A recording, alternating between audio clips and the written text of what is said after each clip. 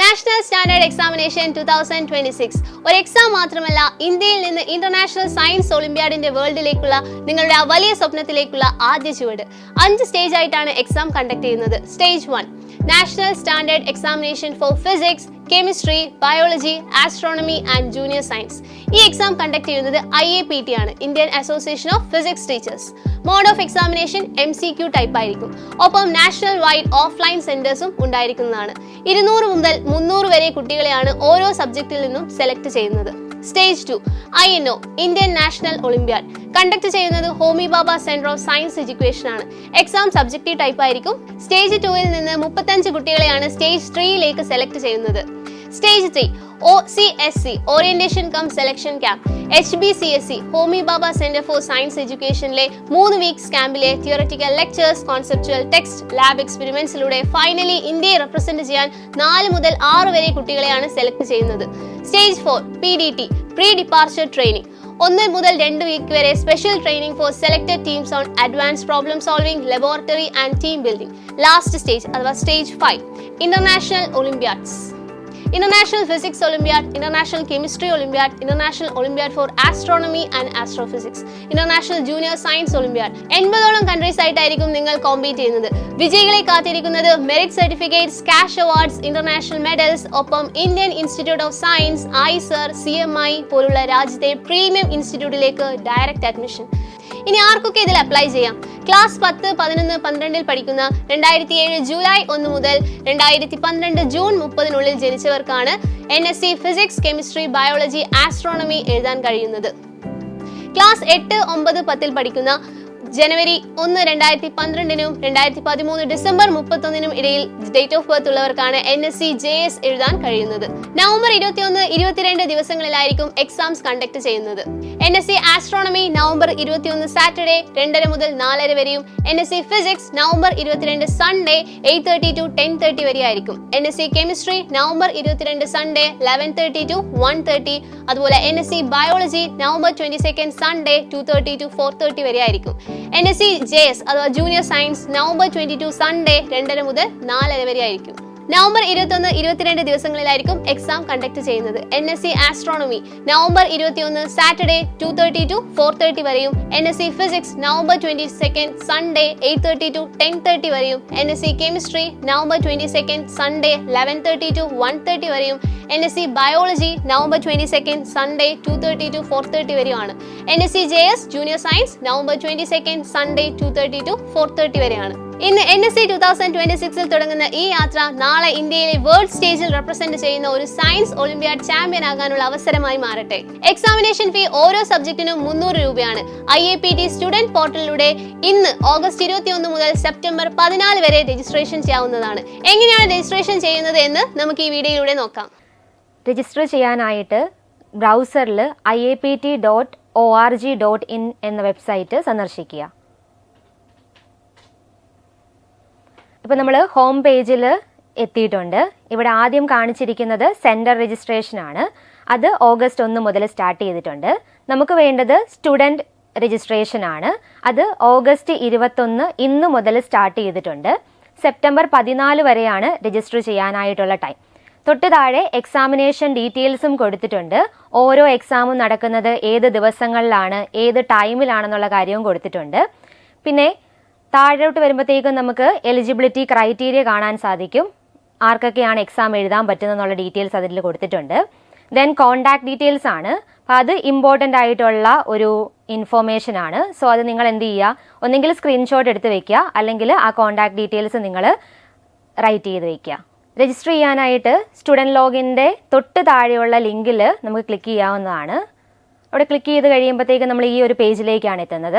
ഇവിടെ 2 കാര്യങ്ങൾ മെൻഷൻ ചെയ്തിട്ടുണ്ട്. ഫസ്റ്റ് സ്റ്റുഡൻറ് എൻറോൾ എന്ന് പറഞ്ഞിട്ടൊരു ബോക്സ് ഉണ്ട്. നെക്സ്റ്റ് സ്റ്റുഡൻറ് ലോഗിൻ ഉണ്ട്. ഇതിൽ നമ്മൾ ആദ്യം ചെയ്യേണ്ടത് രജിസ്ട്രേഷൻ ആണ്. സോ നമ്മൾ സ്റ്റുഡൻറ് എൻറോൾ എന്ന് പറയുന്ന പോർഷനിലെ ഫ്രഷ് എൻറോൾമെൻറ്റ് ക്ലിക്ക് ചെയ്യുക.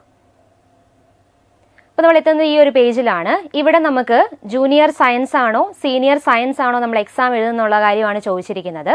അപ്പോൾ നിങ്ങൾ ജൂനിയർ സയൻസ് എക്സാം ആണ് എഴുതുന്നതെങ്കിൽ ഫസ്റ്റ് ബോക്സ് ക്ലിക്ക് ചെയ്യുക. അപ്പോൾ നമ്മുടെ ഡീറ്റെയിൽസ് എല്ലാം ഫില്ല് ചെയ്യാനുള്ള ഒരു പേജ് വരും. ഇനി നിങ്ങൾ സീനിയർ സയൻസ് ആണ് എക്സാം എഴുതുന്നുണ്ടെങ്കിൽ ആ ഒരു പോർഷൻ ക്ലിക്ക് ചെയ്യുക. അവിടെയും ഇതുപോലെ നമ്മുടെ ഡീറ്റെയിൽസ് ഫില്ല് ചെയ്യാൻ വേണ്ടിയിട്ടുള്ള ഒരു ഓപ്ഷൻ വരുന്നതാണ്. അപ്പോൾ നമുക്ക് സീനിയർ സയൻസിൻ്റെ ആ ഒരു പ്രോസസ്സ് ചെയ്ത് നോക്കാം. രണ്ടും സെയിം തന്നെയാണ്. നമുക്ക് സീനിയർ സയൻസ് ചെയ്ത് നോക്കാം. ഇതിനുശേഷം നമുക്ക് ജനറേറ്റ് OTP എന്ന് പറയുന്ന ഒരു ഓപ്ഷൻ ആണുള്ളത്. മെയിൽ ID-യിലേക്കും അതുപോലെ തന്നെ നമ്മുടെ ഫോൺ നമ്പറിലേക്കും ഇപ്പോൾ OTP വന്നിട്ടുണ്ടായിരിക്കും. സോ ഈ അലേർട്ട് ഓപ്ഷൻ ഓക്കെ കൊടുക്കുക. ഓക്കെ കൊടുത്തു കഴിയുമ്പം മൊബൈൽ നമ്പറിലും OTP വന്നിട്ടുണ്ട്, അതുപോലെ ഇമെയിൽ ID-യിലും OTP വന്നിട്ടുണ്ട്. സോ ആ OTP നമ്പറുകൾ എൻ്റർ ചെയ്ത് കൊടുക്കുക. വന്നിട്ടുള്ള OTP നമ്പർ എൻ്റർ ചെയ്ത് കൊടുക്കുക. കറക്റ്റ് നമ്പർ തന്നെ എൻ്റർ ചെയ്ത് കൊടുക്കണം. അതുപോലെ തന്നെ ഇമെയിലിൽ വന്നിട്ടുള്ള OTP നമ്പറും കറക്റ്റായിട്ട് എൻ്റർ ചെയ്ത് കൊടുക്കുക. Then verify OTP. ഇനി നിങ്ങൾക്ക് OTP വന്നിട്ടില്ല, അല്ലെങ്കിൽ നിങ്ങൾ അടിച്ച തെറ്റിപ്പോയി എന്തെങ്കിലും മിസ്മാച്ച് വന്നിട്ടുണ്ടെങ്കിൽ നിങ്ങൾക്ക് റീസെൻഡ് കൊടുക്കാവുന്നതാണ്. ഇനി ഇപ്പോൾ എൻറോൾമെൻറ്റ് നമ്മുടെ സക്സസ് ആയിട്ടുണ്ട്. അവിടെ നമ്മുടെ എൻറോൾമെൻറ്റ് കാണാൻ സാധിക്കുന്നതാണ്. എൻറോൾമെൻറ്റ് നമ്പർ നോട്ട് ചെയ്ത് വെക്കുക. സോ നമ്മളിപ്പോൾ എൻറോൾ ചെയ്ത് കഴിഞ്ഞു. ഇനി നമ്മൾ ലോഗിൻ ചെയ്യാൻ പോവാണ്. ലോഗിൻ ചെയ്യാൻ വേണ്ടിയിട്ട് നമ്മുടെ എൻറോൾമെൻറ്റ് നമ്പർ വേണം. അത് നമ്മളെ ഓൾറെഡി അവരൊന്ന് കാണിച്ചായിരുന്നു OTP സക്സസ് ആയപ്പം. ഇനി അത് നോട്ട് ചെയ്യാൻ മറന്നു പോയിട്ടുള്ളവരാണെന്നുണ്ടെങ്കിൽ നമ്മുടെ മെയിലിൽ ഒരു മെയിലും കൂടി ഇപ്പം വന്നിട്ടുണ്ടായിരിക്കും. അതിൽ നമ്മുടെ എൻറോൾമെൻറ്റ് നമ്പർ കാണാവുന്നതാണ്. അതുപയോഗിച്ച് നിങ്ങൾക്ക് ലോഗിൻ ചെയ്യാവുന്നതാണ്. ഇനി ഓൾറെഡി എൻറോൾ ചെയ്തിട്ടുള്ള കുട്ടികളാണെന്നുണ്ടെങ്കിൽ നമ്മൾ ആദ്യം സൈറ്റിൽ ജോയിൻ ചെയ്തപ്പോൾ നമ്മൾ 2 ബോക്സിൽ ഒന്ന് സ്റ്റുഡൻറ് എൻറോളും ഒന്ന് സ്റ്റുഡൻറ് ലോഗിനും കണ്ടിരുന്നു. അതിൽ രണ്ടാമത്തെ ബോക്സിലായിട്ടുള്ള സ്റ്റുഡൻറ് ലോഗിനിൽ ജോയിൻ ചെയ്ത് കഴിയുമ്പം ഇതുപോലൊരു പേജ് തന്നെയാണ് നിങ്ങൾക്ക് വീണ്ടും വരുന്നത്. അപ്പോൾ അവിടെ എൻറോൾമെൻറ്റ് നമ്പറും നിങ്ങളുടെ ഡേറ്റ് ഓഫ് ബർത്തും ക്ലിക്ക് ചെയ്ത് നിങ്ങൾക്ക് ലോഗിൻ ചെയ്യാവുന്നതാണ്. ലോഗിൻ ചെയ്ത് കഴിയുമ്പം നമ്മൾ സ്റ്റുഡൻറ് എൻറോൾമെൻറ്റ് ഫോമിലേക്കാണ് എത്തുന്നത്. അപ്പോൾ ഓൾറെഡി ഫില്ല് ചെയ്തിട്ടുള്ള കുറച്ച് ഡീറ്റെയിൽസ് നമുക്കവിടെ ഓട്ടോമാറ്റിക് ആയിട്ട് തന്നെ വരുന്നതാണ്. അതൊക്കെ കറക്റ്റ് ആണോ എന്ന് ചെക്ക് ചെയ്യുക.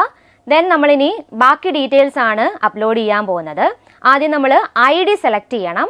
ID-യുടെ അവിടെ നമ്മൾ ക്ലിക്ക് ചെയ്ത് കഴിയുമ്പം നമുക്ക് 3 IDs ആണ് യൂസ് ചെയ്യാൻ പറ്റുന്നത്. Aadhaar, school ID, passport. Okay, ഇതിലേതെങ്കിലും ഒരെണ്ണം ഉപയോഗിച്ച് നിങ്ങൾക്ക് ബാക്കി പ്രോസസ്സ് ചെയ്യാവുന്നതാണ്. ഇവിടെ സ്കൂൾ ID സെലക്ട് ചെയ്ത് കഴിയുവാണെന്നുണ്ടെങ്കിൽ നിങ്ങളുടെ സ്കൂൾ ID നമ്പർ ചോദിക്കുന്നതാണ്. അപ്പം ഐഡൻറ്റി കാർഡിലുള്ള ആ കറക്റ്റ് നമ്പർ ടൈപ്പ് ചെയ്ത് കൊടുക്കുക. ദെൻ ജെൻഡർ ആണ്.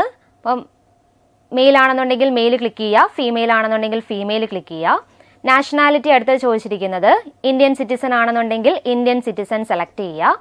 അതേഴ്സ് ആണെന്നുണ്ടെങ്കിൽ അതേഴ്സ് ചെയ്യാവുന്നതാണ്. നോൺ റെസിഡൻറ്റ് ഇന്ത്യൻ ആണെന്നുണ്ടെങ്കിൽ അത് ചെയ്യാവുന്നതാണ്. ഇപ്പോൾ ഇന്ത്യൻ സിറ്റിസൺ ആയതുകൊണ്ട് നമ്മൾ ഇന്ത്യൻ സിറ്റിസൺ സെലക്ട് ചെയ്തു. ദെൻ അടുത്തത് നമ്മൾ ഫില്ല് ചെയ്യാൻ പോകുന്നത് നമ്മുടെ ഗാർഡിയൻ ആയിട്ടുള്ള ഫാദറിൻ്റെ അല്ലെങ്കിൽ മദറിൻ്റെ പേരാണ്. അപ്പോൾ ആ പേരിൻ്റെ ടൈറ്റിലാണ് നമ്മൾ ആദ്യം ചൂസ് ചെയ്യുന്നത്. സോ ഇവിടെ ഫാദറിൻ്റെ പേര് സെലക്ട് ചെയ്തിരിക്കുന്നതുകൊണ്ട് ടൈറ്റിൽ മിസ്റ്റർ ആയിട്ട് കൊടുത്തു. ഓക്കെ, എന്നിട്ട് ഫാദറിൻ്റെ ഫുൾ നെയിം ടൈപ്പ് ചെയ്ത് കൊടുക്കുക. ദെൻ സ്കൂൾ ഇൻഫോർമേഷൻ ആണ് ചോദിച്ചിരിക്കുന്നത്. School type first option select ചെയ്യുക. JNV ആണെങ്കിൽ JNV, കേന്ദ്ര വിദ്യാലയം സ്റ്റുഡൻസ് ആണെന്നുണ്ടെങ്കിൽ കേന്ദ്ര വിദ്യാലയം, അതർ ആണെന്നുണ്ടെങ്കിൽ അതർ സെലക്ട് ചെയ്യുക. ദെൻ ക്ലാസ് ആണ്, കറസ്പോണ്ടിങ് ക്ലാസ് സെലക്ട് ചെയ്യുക. ദെൻ ബോർഡാണ് ചോദിച്ചിരിക്കുന്നത്. CBSE, ICSE, state, others, open board, അങ്ങനെ പല ബോർഡുകൾ ചോദിച്ചിട്ടുണ്ട്. അതിൽ നിങ്ങൾ ഏത് ബോർഡാണോ ആ ബോർഡ് സെലക്ട് ചെയ്ത് കൊടുക്കുക. Then medium, English, Hindi, other ആണ്. ഇംഗ്ലീഷ് മീഡിയം ആണെങ്കിൽ ഇംഗ്ലീഷ് സെലക്ട് ചെയ്ത് കൊടുക്കുക. ഓക്കെ, അടുത്തത് സ്കൂൾ പിൻകോഡ് ലൊക്കേഷൻ ആണ്. അത് ഓൾറെഡി അവിടെ ഓട്ടോമാറ്റിക് ആയിട്ട് വന്നിട്ടുണ്ട്. സ്റ്റേറ്റും വന്നിട്ടുണ്ട്. ഇനി നിങ്ങൾ ഡിസ്ട്രിക്റ്റ് സെലക്ട് ചെയ്ത് കൊടുക്കുക. ഓക്കെ, ഡിസ്ട്രിക്റ്റ് സെലക്ട് ചെയ്ത് കഴിയുമ്പം സ്കൂൾ നെയിം സെലക്ട് ചെയ്യാൻ വേണ്ടിയിട്ടുള്ള ഒരു ഓപ്ഷൻ ഉണ്ട്.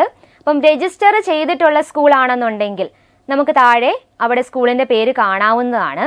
സ്കൂളിൻ്റെ പേര് ലിസ്റ്റിൽ ഇല്ലാത്തവരാണെന്നുണ്ടെങ്കിൽ സ്കൂളിൻ്റെ ഡീറ്റെയിൽസ് കംപ്ലീറ്റ് ആയിട്ട് മാനുവലി എൻട്രി ചെയ്ത് കൊടുക്കണം. അല്ലാത്തവരാണ്, സ്കൂളിൻ്റെ ലിസ്റ്റ് ഓൾറെഡി ഉള്ളവരാണെന്നുണ്ടെങ്കിൽ ആ സ്കൂള് സെലക്ട് ചെയ്ത് കൊടുത്താൽ മതിയാവും. ഓക്കെ, ഇപ്പോൾ ഓൾറെഡി സ്കൂളിൻ്റെ ഡീറ്റെയിൽസ് വന്നിട്ടുണ്ട്. നമ്മളിനി നമ്മുടെ ബാക്കി ഡീറ്റെയിൽസ് ഫില്ല് ചെയ്ത് കൊടുക്കണം. അവിടെ സ്കൂളിൻ്റെ അഡ്രസ്സ് ചോദിച്ചിട്ടുണ്ട്. ഇപ്പം നമ്മുടെ ഡീറ്റെയിൽസ് ഏകദേശം ഫില്ലായിട്ടുണ്ട്. നെക്സ്റ്റ് നമ്മൾ ചെയ്യാൻ പോകുന്നത് സബ്ജക്റ്റ് സെലക്ഷൻ ആണ്. അപ്പോൾ ഇവിടെ സീനിയർ സ്റ്റുഡൻസ് ആയതുകൊണ്ടാണ് അവർക്ക് 4 ഓപ്ഷൻസ് ഉള്ളത്. ജൂനിയേഴ്സ് ആണെന്നുണ്ടെങ്കിൽ അവർക്ക് ഒരു എക്സാമേ ഉള്ളൂ. അപ്പം അവർക്ക് ആ ഒരു ഓപ്ഷൻ മാത്രം ക്ലിക്ക് ചെയ്ത് കൊടുത്താൽ മതിയാവും. സെയിം പ്രോസസ്സ് തന്നെയാണ്. അപ്പോൾ അവിടെ ജൂനിയർ സയൻസ് എഴുതുന്ന കുട്ടികളാണെന്നുണ്ടെങ്കിൽ അവർക്ക് ഒരു ഓപ്ഷൻ മാത്രമേ ഉള്ളൂ. സീനിയർ സയൻസ് ആയതുകൊണ്ടാണ് 4 ഓപ്ഷൻസ് വന്നിരിക്കുന്നത്. സീനിയർ സയൻസിൻ്റെ കാര്യം പറയുവാണെന്നുണ്ടെങ്കിൽ ഈ 4 എക്സാമും നിങ്ങൾക്ക് രജിസ്റ്റർ ചെയ്യാവുന്നതാണ്. 4 എക്സാമും ഫില്ല് ചെയ്ത് കഴിയുമ്പോഴത്തേക്കും താഴെ എൻറോൾമെന്റ് ഫീസ് എത്രയാണെന്ന് ഓൾറെഡി കാണിക്കും. ഇനി അങ്ങനെയല്ല എന്നുണ്ടെങ്കിൽ ഒരു എക്സാമേ എഴുതുന്നുള്ളെങ്കിൽ നിങ്ങൾക്ക് ആ ഒരു എക്സാം ഏതാണോ, ഫിസിക്സ് ആണോ, കെമിസ്ട്രി ആണോ, ബയോളജി ആണോ, ആസ്ട്രോണമി ആണോ എന്നുള്ള കാര്യം, ഫിസിക്സ് മാത്രമാണെന്നുണ്ടെങ്കിൽ ഫിസിക്സ് മാത്രം എന്നുള്ള രീതിയിൽ നിങ്ങൾ സെലക്ട് ചെയ്താൽ മതി. അപ്പം താഴെ എൻറോൾമെന്റ് ഫീസ് 300 എന്ന് പറഞ്ഞ് വന്നിട്ടുണ്ട്. പെർ സബ്ജക്റ്റിനാണ് 300 ഫീസ് ആയിട്ട് വരുന്നത്. നമ്മൾ 2 സബ്ജക്റ്റ് സെലക്ട് ചെയ്യുവാണെന്നുണ്ടെങ്കിൽ 600 ആയിരിക്കും ഫീസ് വരുന്നത്. 3 സബ്ജക്റ്റ് സെലക്ട് ചെയ്യുവാണെങ്കിൽ 900 ആയിരിക്കും. അപ്പം അങ്ങനെ 4 സബ്ജക്റ്റും സെലക്ട് ചെയ്യുവാണെന്നുണ്ടെങ്കിൽ 1200 ആണ് എക്സാം ഫീസ് വരുന്നത്. ഓക്കെ, ഇനി നിങ്ങൾ ശ്രദ്ധിക്കേണ്ടത്, നമ്മൾ ഏതാണോ എഴുതാൻ പോകുന്നത് അത് സെലക്ട് ചെയ്തതിന് ശേഷം പ്രിഫേർഡ് ലാംഗ്വേജ് എന്ന് പറഞ്ഞ് തൊട്ട് താഴെ കാണിക്കുന്നുണ്ട്. അതിൽ ഇംഗ്ലീഷ് ലാംഗ്വേജിലാണ് നിങ്ങൾ എക്സാം എഴുതാൻ ആഗ്രഹിക്കുന്നുണ്ടെങ്കിൽ ഇംഗ്ലീഷ് സെലക്ട് ചെയ്ത് കൊടുക്കുക. ഇനി മാറി ഹിന്ദിയിലാണ് നിങ്ങളുടെ വന്ന് കിടക്കുന്നതെന്നുണ്ടെങ്കിൽ നിങ്ങൾ എന്ത് ചെയ്യുക, അത് ഇംഗ്ലീഷ് സെലക്ട് ചെയ്ത് കൊടുക്കുക. ഓക്കെ, ഇനി നിങ്ങൾക്ക് ഇംഗ്ലീഷിലോ ഹിന്ദിയിലോ അല്ലാതെ വേറെ ഏതെങ്കിലും ലാംഗ്വേജിൽ എക്സാം എഴുതണമെന്നുണ്ടെങ്കിൽ അതർ സെലക്ട് ചെയ്യുക. അവിടെ പല ലാംഗ്വേജസ് കൊടുത്തിട്ടുണ്ട്, മലയാളവും ഇൻക്ലൂഡഡ് ആണ്. അപ്പോൾ മലയാളത്തിൽ എഴുതണമെന്നുണ്ടെങ്കിൽ മലയാളം സെലക്ട് ചെയ്ത് കൊടുക്കുക. ഓക്കെ, അങ്ങനെ ഓരോ സബ്ജക്റ്റിൻ്റെയും സെപ്പറേറ്റ് ആയിട്ട് ലാംഗ്വേജ് സെലക്റ്റഡ് ആണോ എന്ന് നമ്മൾ ചൂസ് ചെയ്ത സബ്ജക്റ്റിൻ്റെ അവിടെ ലാംഗ്വേജ് സെലക്റ്റഡ് ആണോ എന്ന് നോക്കുക. അല്ലെങ്കിൽ നമ്മൾ ഏത് ലാംഗ്വേജ് ആണോ സെലക്ട് ചെയ്യേണ്ടത് അത് സെലക്ട് ചെയ്ത് കൊടുക്കുക. നമ്മൾ ഇത്രയും നേരം ഫില്ല് ചെയ്ത ഡീറ്റെയിൽസ് നമുക്കൊന്നുകൂടെ കാണാൻ വേണ്ടിയിട്ട് അവരൊരു ഓപ്ഷൻ വെച്ചിട്ടുണ്ട്, പ്രൊസീഡ് ടു പ്രിവ്യൂ. അതിനുശേഷം നമ്മൾ എത്തുന്നത് എൻറോൾമെന്റ് പ്രിവ്യൂ എന്ന് പറയുന്ന പേജിലേക്കാണ്. അവിടെ നമ്മുടെ പേഴ്സണൽ ഇൻഫോർമേഷൻസ് കൊടുത്തിട്ടുണ്ട്. നമ്മൾ എൻട്രി ചെയ്ത് കൊടുത്ത ഓരോ ഇൻഫോർമേഷനും കറക്റ്റ് ആണോ എന്നുള്ള കാര്യം നിങ്ങൾ വെരിഫൈ ചെയ്യുക. Name, date of birth, mobile number, email ID, നമ്മുടെ exam type, I D number, gender, nationality, അതുപോലെ നമ്മുടെ ഗാർഡിയൻ്റെ നെയിം, സ്കൂൾ ഇൻഫോർമേഷന്, അങ്ങനെയുള്ള കാര്യങ്ങളെല്ലാം കറക്റ്റ് ആണോ എന്നുള്ള കാര്യം ചെക്ക് ചെയ്യുക. നിങ്ങളുടെ അഡ്രസ്സ്, കറണ്ട് അഡ്രസ്സും പെർമനന്റ് അഡ്രസ്സും നമ്മൾ സെലക്ട് ചെയ്ത് കൊടുത്ത സബ്ജക്റ്റുകൾ അതും കറക്റ്റായിട്ട് വന്നിട്ടുണ്ടോ എന്നുള്ള കാര്യം ചെക്ക് ചെയ്യുക. ഓക്കെ, കറക്റ്റ് ആണ് എന്നുണ്ടെങ്കിൽ നമുക്ക് എന്ത് ചെയ്യാം, ഈ ഒരു ഡിക്ലറേഷൻ ബോക്സിൻ്റെ അവിടെ ടിക്ക് ചെയ്ത് നിങ്ങൾക്ക് പ്രൊസീഡ് ടു പേ കൊടുക്കാവുന്നതാണ്. Save and go to exam centre preference selection കൊടുക്കാവുന്നതാണ്. ഇനി എന്തെങ്കിലും കറക്ഷൻ ഉണ്ട്, നിങ്ങളിപ്പം ചെക്ക് ചെയ്ത സമയത്ത് എന്തെങ്കിലും കറക്ഷൻ ഉണ്ട് എന്ന് തോന്നിയാൽ എഡിറ്റ് ഓപ്ഷൻ ഉണ്ട്. വീണ്ടും നമുക്ക് ആ തിരിച്ച് പേജിലേക്ക് ചെന്ന് എന്ത് ചെയ്യാൻ പറ്റും, ആ കറക്ഷൻ ഉള്ള സ്ഥലത്ത് നമുക്ക് കറക്റ്റ് ചെയ്തിട്ട് തിരിച്ചു വരാവുന്നതാണ്. ഓക്കെ, ഇവിടെ കറക്ഷൻ ഒന്നും ഇല്ലാത്തത് കൊണ്ട് നമ്മൾ save and go to exam centre preference സെലക്ഷനിലേക്ക് പോവുകയാണ്. അവിടെ വന്നു കഴിയുമ്പോഴത്തേക്ക് ഒരു കൺഫർമേഷൻ ചോദിക്കും, കറക്റ്റ് ആണോ എന്ന് വീണ്ടും നമ്മളോട് ചോദിക്കുവാണ്. എസ് സേവ് എന്ന് പറയുന്ന ഓപ്ഷൻ കൊടുത്ത് നമ്മൾ പ്രൊസീഡ് ചെയ്യാം. ഓക്കെ, അപ്പോൾ ഇവിടെ എക്സാം സെൻറ്ററിൻ്റെ ഡീറ്റെയിൽസ് ആണ് നമ്മൾ കൊടുക്കാൻ പോകുന്നത്. അപ്പോൾ ഓൾറെഡി അവിടെ ഒരു മാപ്പ് കാണിച്ചിട്ടുണ്ട്. ഓക്കെ, അപ്പോൾ മാപ്പിൽ സെലക്ഷൻ ചിലപ്പം ഡിഫിക്കൽട്ട് ആയിരിക്കും. അതുകൊണ്ട് നമുക്ക് എന്ത് ചെയ്യാം, നമ്മുടെ ലൊക്കേഷൻ പിൻകോഡ് നമുക്ക് ടൈപ്പ് ചെയ്ത് കൊടുക്കാം. ഓക്കെ, അപ്പം ലൊക്കേഷൻ പിൻകോഡ് ടൈപ്പ് ചെയ്ത് ലൊക്കേറ്റ് ചെയ്ത് കഴിയുമ്പോഴത്തേക്കും നമുക്ക് ആ മാപ്പ് വീണ്ടും കാണാൻ സാധിക്കും. നമ്മുടെ അടുത്തുള്ള എക്സാം സെൻറ്റർ, അതായത് ഒരു 10 കിലോമീറ്റർ റേഡിയസിനുള്ളിലുള്ള എക്സാം സെൻറ്റർ റൈറ്റ് സൈഡിൽ വന്നിട്ടുണ്ടായിരിക്കും. ഓക്കെ, ഇനി നിങ്ങൾക്ക് കൂടുതൽ ഓപ്ഷൻസ് വേണം, കൂടുതൽ എക്സാം സെൻറ്റേഴ്സ് വേണമെന്നുണ്ടെങ്കിൽ ആ റേഡിയസ് കൂട്ടിക്കൊടുക്കാനുള്ള ഒരു ഓപ്ഷനും ഉണ്ട്. 15 കിലോമീറ്റർ, 20 കിലോമീറ്റർ, അങ്ങനെ നമുക്ക് ഓപ്ഷൻസ് കൂട്ടിക്കൊടുക്കാം. ഇപ്പോൾ ഇവിടെ 25 കിലോമീറ്റർ കൊടുത്തപ്പോൾ നമുക്ക് 2 എക്സാം സെൻറ്റർ കാണാൻ സാധിച്ചു. അടുത്തത് കുറച്ചും കൂടെ കൂട്ടിക്കൊടുക്കുവാണെങ്കിൽ 40 കിലോമീറ്ററിൻ്റെ ഉള്ളിലാണെന്നുണ്ടെങ്കിൽ വീണ്ടും നമുക്ക് എക്സാം സെൻറ്ററുകൾ കൂടുതലായിട്ട് കാണാൻ പറ്റുന്നതാണ്.